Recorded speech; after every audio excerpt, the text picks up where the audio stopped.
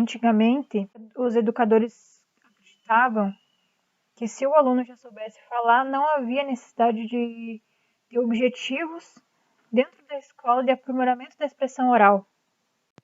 E com isso, o estudo sistemático da fala foi por muito tempo negligenciado pela escola. Então a escola já não era um lugar para ter aprimoramento da fala. E com isso criou-se uma supervalorização da escrita e a fala passou a ser menosprezada.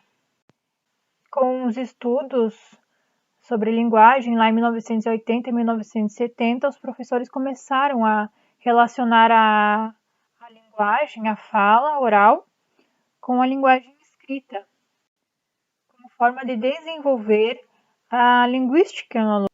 Em relação aos estudos sobre a fala e a escrita no século XX, foi retomar esse estudo, mas com pretensão de não igualar as duas categorias, mas sim de torná-las opostas e diferentes uma da outra.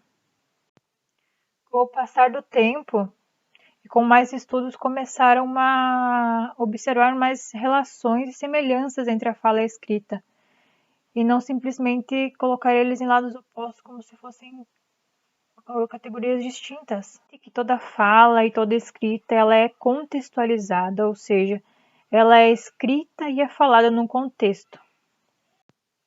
Agora sobre fragmentação e planejamento da fala e da escrita. Ambos têm o mesmo grau de planejamento, são planejamentos complexos. A diferença é que na fala é um planejamento online, ou seja, a execução e o planejamento são simultâneos. A gente planeja e fala, por isso há mais fragmentação. A gente pode gaguejar, a gente pode hesitar, a gente pode corrigir fala. Já na escrita não tem essa fragmentação, pois a gente já tem o texto pronto. O autor ele pode reescrever, ele pode apagar e pode refazer o texto e nos dar só o resultado final.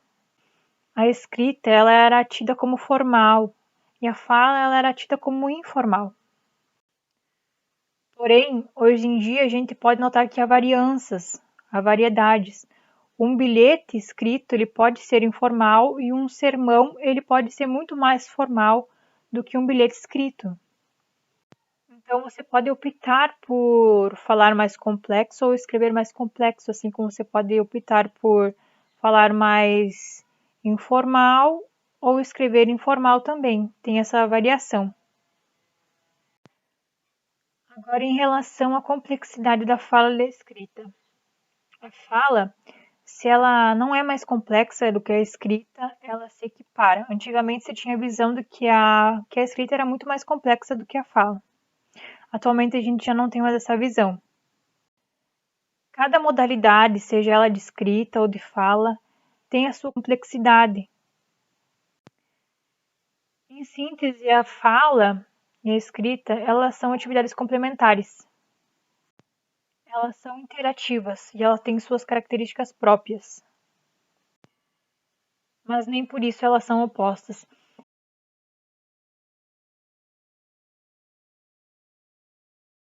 Antes de responder a pergunta, eu vou falar um pouco sobre as regras e regularidades dos textos falados.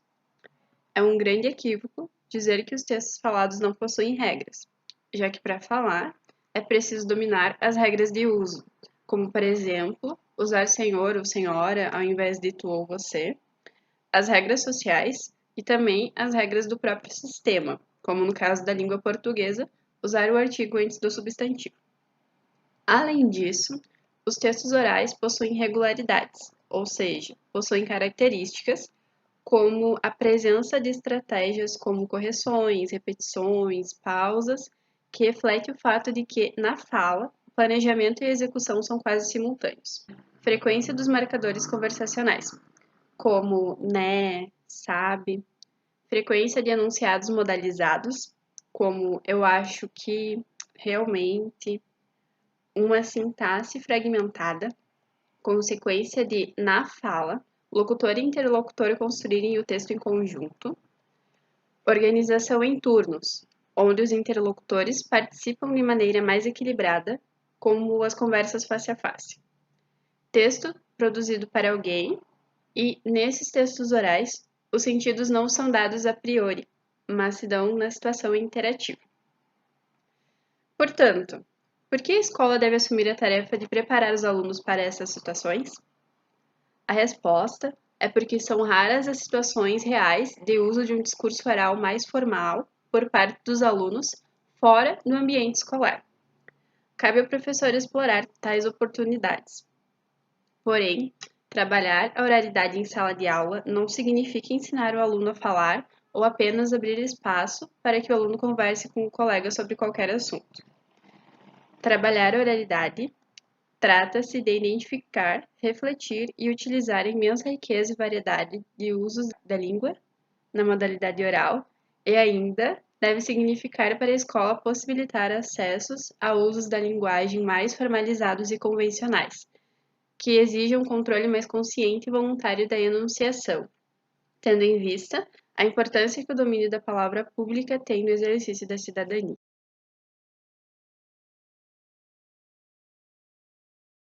Aplicando as reflexões a um gênero oral, o debate.